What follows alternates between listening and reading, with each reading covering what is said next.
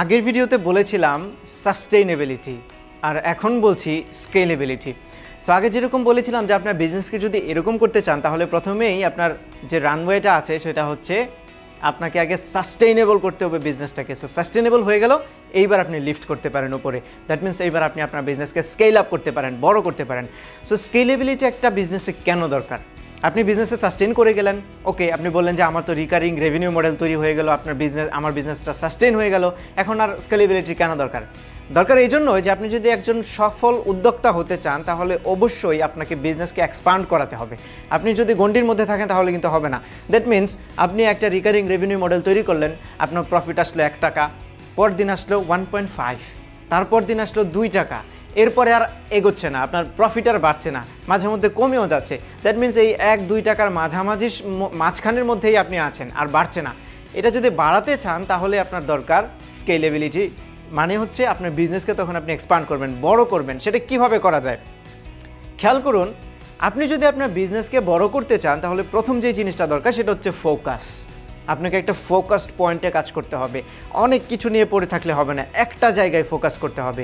আপনার বিজনেস আছে, উদাহরণস্বরূপ আপনার একটা ম্যানুফ্যাকচারিং বিজনেস আছে, আপনি সেখানে কলম তৈরি করেন। ওকে, কলম তৈরি করতে গিয়ে আপনি খেয়াল করলেন যে আরে কলমে তো কালি দরকার, এবার আপনি কালিও প্রডিউস করা শুরু করলেন।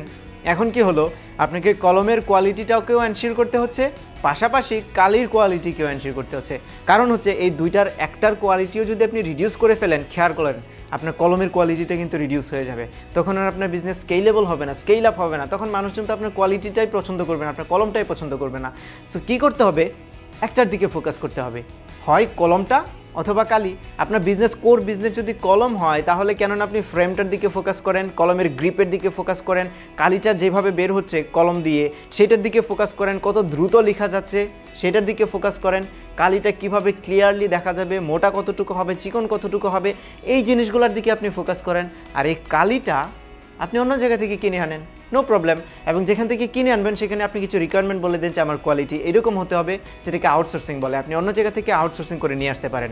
সো এটা আপনাকে বলছি, এটা কিন্তু নতুন স্ট্র্যাটেজি না, এটা অনেকেই ফলো করছে এবং অনেক সাকসেসফুল বিজনেস এটা ফলো করছে। যেমন অ্যাপলের নাম তো আপনারা শুনেছেন।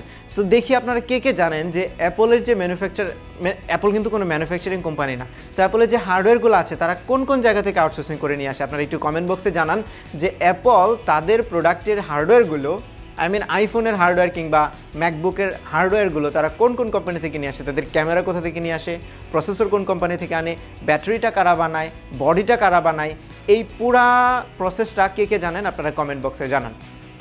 সো ফোকাস, আপনাকে ফোকাস পয়েন্টে কাজ করতে হবে। ম্যাক কিংবা আইফোন এই জায়গাগুলোতে কোনটা বেস্ট? অবশ্যই হার্ডওয়্যারের কোয়ালিটি আছে, বাট অ্যাপল কি করে, তারা শুধু ফোকাস করেছে তাদের ডিজাইনের উপরে এবং সফটওয়্যারের উপরে। তারা প্রিমিয়াম লুক দিয়েছে সেখানে এবং সফটওয়্যারটা দিয়েছে প্রিমিয়াম, সেই কারণেই কিন্তু তারা সফল। সো তারা তাদের ফোকাস পয়েন্টে কাজ করেছে, আপনিও ফোকাস পয়েন্টে কাজ করেন। ফোকাসের গুরুত্ব কতটুকু, হাউ পাওয়ারফুল ইজ ফোকাস, এর একটা এক্সাম্পল দিই। সো ফর এক্সাম্পল, আপনি একটা এরকম শুকনো পাতা, দুপুরবেলা রোদের মধ্যে শুকনো পাতার উপরে একটা ম্যাগনিফাইং গ্লাস ধরে নাড়াতে থাকলেন, পাতাগুলোর উপরে কিছুই হবে না, আপনি জাস্ট পাতাগুলোকে বড় করে দেখতে পারবেন। এই যে বড়ভাবে একটু বড় হয়ে দেখা যাবে ম্যাগনিফাইং গ্লাসে, নাড়াচ্ছেন, কিছুই হচ্ছে না, নাথিং হ্যাপেন্স। বাট আপনি যদি এই ম্যাগনিফাইং গ্লাসটাকে একটা পাতার উপরে ধরে রাখেন আর রোদটা যদি সেই ম্যাগনিফাইং গ্লাসের উপর পড়ে, খেয়াল করুন সেই পাতাটাই কিন্তু আগুন জ্বলে যাবে। ফোকাসের পাওয়ার এরকমই। আপনি যদি একটা জিনিসের উপর ফোকাস করেন, আপনি অনেক কিছু করছেন বিজনেসে, এটা করছেন, ওটা করছেন, সব করতে গিয়ে আপনি ম্যাগনিফাইং গ্লাসটাকে এভাবে ঘোরাচ্ছেন, তখন কি হবে, আপনার আসলে কোনো কাজ হবে না। নর্মালি আপনি শুধু জিনিসগুলো একটু বড় করে দেখছেন ম্যাগনিফাইং গ্লাসে, বাট আপনি যখন ফোকাসড পয়েন্টে রাখছেন, একটা পাতার উপরে ধরছেন, সূর্যের রশ্মিটা যখন পড়ছে তখন কিন্তু সেখানে আগুন জ্বলে যাচ্ছে। সো আপনি ফোকাস করবেন একটা জিনিসে, যেইটা হচ্ছে আপনার স্ট্রেংথ। আপনার বিজনেসে, প্রত্যেকটা বিজনেসে একটা স্ট্রেংথ থাকে, একটা ইউনিক সেলিং পয়েন্ট থাকে, একটা ইউনিক পয়েন্ট থাকে, যেটা দিয়ে আপনি মার্কেটে কম্পিটিটিভ অ্যাডভান্টেজ ক্রিয়েট করতে পারেন। দ্যাট মিনস অন্য কারো এটা নেই, আমার কাছে আছে কম্পিটিটিভ অ্যাডভান্টেজ, অন্য কারো কাছেই এই কম্পিটিটিভ অ্যাডভান্টেজটা নেই যেটা আমার কাছে আছে।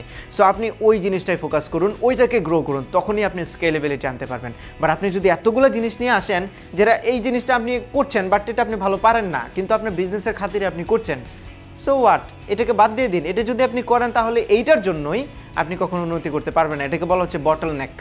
আপনার প্রোডাকশন প্রসেস বলেন, সার্ভিসের প্রসেস বলেন, যে কোনো কিছু বলেন, সেখানে ইনএফিসিয়েন্সি আসে কিন্তু দুই একটা জিনিসের জন্য, যেগুলোকে বটলনেক বলা হয়।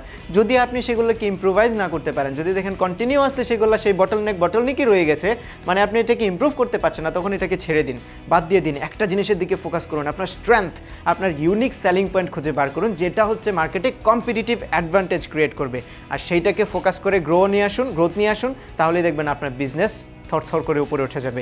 দ্যাট মিনস আপনি তখনই স্কেলেবিলিটি নিয়ে আসতে পারবেন আপনার বিজনেসে। আমরা একটা এক্সাম্পল দিই যে কেন বিজনেস সফল হয় না বা স্কেলেবল কখন হয় না। আমাদের মধ্যে অনেকেরই একটা ভুল ধারণা আছে, যেটা ভুল ধারণা সবার মধ্যেই থাকে, বাট এটা একটা বড় ভুল ধারণা। সেটা হচ্ছে মানুষ মনে করে যদি আমি প্রোডাক্ট বা সার্ভিসের কোয়ালিটি অনেক বেশি দেই তাহলে আমার বিজনেস গ্রো করবে এবং আমার বিজনেস অনেক বড় হবে। এটা কিন্তু ভুল। আমাদের ঢাকায় খুবই ঐতিহ্যবাহী একটা হালিম শপ আছে, নাম হচ্ছে মামা হালিম, কলাবাগানের ঐতিহ্যবাহী মামা হালিম। শুনেছেন কিনা আপনারা? এবং অনেকেই খেয়েছে। এর কোয়ালিটি কিন্তু খুবই ভালো। এটা নিয়ে কিন্তু ভাইরাল মার্কেটিং হয়েছে, মানুষজন একজন আরেকজনের কাছে বলেছে। স্মল বিজনেস মার্কেটিংয়ের একটা ভিডিও ছিল আগে, আপনারা যদি খেয়াল করতে পারেন, যে এমন কিছু করুন যেটা মানুষ কথা বলবে যে জিনিসটা নিয়ে। সে কী করেছে, তার প্রোডাক্টের কোয়ালিটি এত ভালো দিয়েছে যে মানুষ এটা নিয়ে কথা বলেছে, ভাইরাল করে ফেলেছে। দ্যাট মিনস তার বিজনেসটা হয়ে গিয়েছিল সাস্টেইনেবল। সে প্রতি মাসেই প্রফিট পাচ্ছিল এবং তার প্রফিট বাড়ছিল, বাট সেটা এক্সপোনেনশিয়ালি বাড়েনি। কারণ হচ্ছে তার বিজনেসে গ্রোথ ছিল না, সে স্কেলেবিলিটি আনতে পারেনি। স্কেলেবিলিটি কেন আনতে পারেনি খেয়াল করুন, তার বিজনেসটা কলা বাগানে ছিল, সে কলা বাগান থেকে সরায়নি কখনো, সে কোনো ভ্যালু এডেড সার্ভিস সেখানে দেয়নি। এই যে এইভাবে সে হালিম বানাচ্ছে, এভাবেই বানাচ্ছে। সে যদি এখানে হাইজিন ফ্যাক্টরটাকে একটু খেয়াল করতো, যে সবাই গ্লাভস পরা হাতে, তারপরে খুবই সাজানো গোছানোভাবে করছে, কিংবা সে যদি বিভিন্ন জায়গায় ব্রাঞ্চ করতো, আধুনিকায়নটাকে সে যদি নিয়ে আসতো, যেমন অনলাইনের ব্যবস্থা আছে, সে যদি এমন করতো যে মামা হালিমের একটা অ্যাপ তৈরি হয়ে গেল, সেই অ্যাপের মাধ্যমে আপনি চাইলেই অর্ডার করতে পারবেন। এই যে ভ্যালু এডেড জিনিসগুলো সে যদি অ্যাড করে নিত এখানে তার বিজনেসের মধ্যে, তখন কিন্তু সেটা স্কেল আপ হতো, তার বিজনেস কিন্তু গ্রো করতো, বাট সেটা সে করেনি।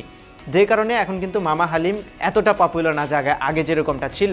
কারণ এই একই এলাকার মানুষ আর কত খাবে, তারা তো খেয়েছেই, বাট সে এই বিজনেসটাকে তার গণ্ডির বাইরে নিয়ে যেতে পারেনি, সে কারণে এটা স্কেলেবল হয়নি। সো প্রোডাক্টের কোয়ালিটি দিয়ে শুধুমাত্র বিজনেসকে স্কেলেবল করা যায় না।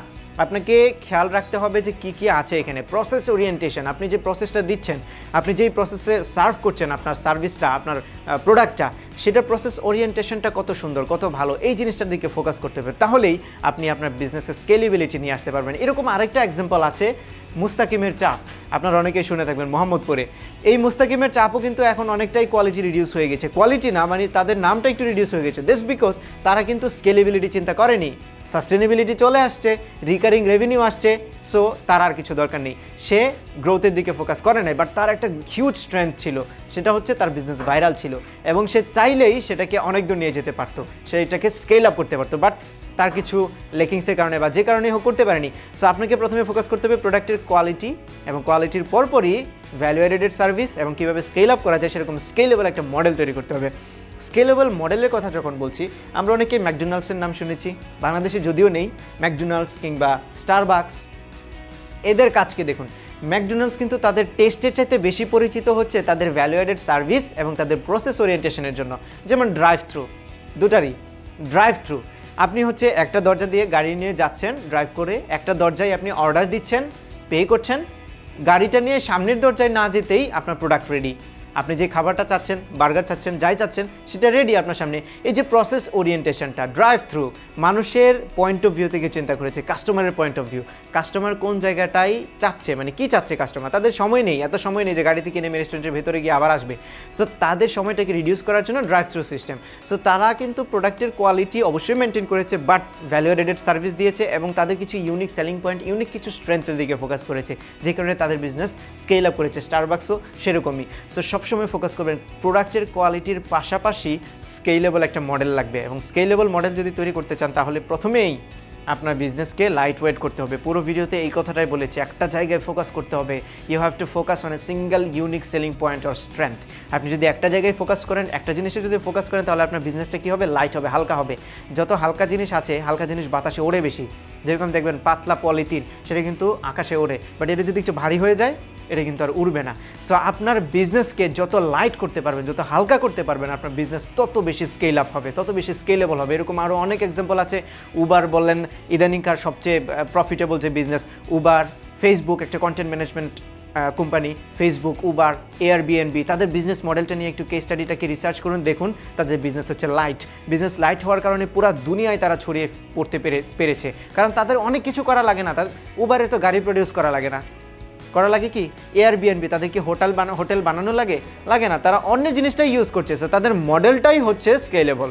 সো এরকম একটা স্কেলেবল মডেল দাঁড় করান and keep your business light, তাহলেই সাস্টেনেবিলিটির পাশাপাশি আপনার বিজনেসে গ্রোথ আসবে, আপনার বিজনেস স্কেলেবল হবে।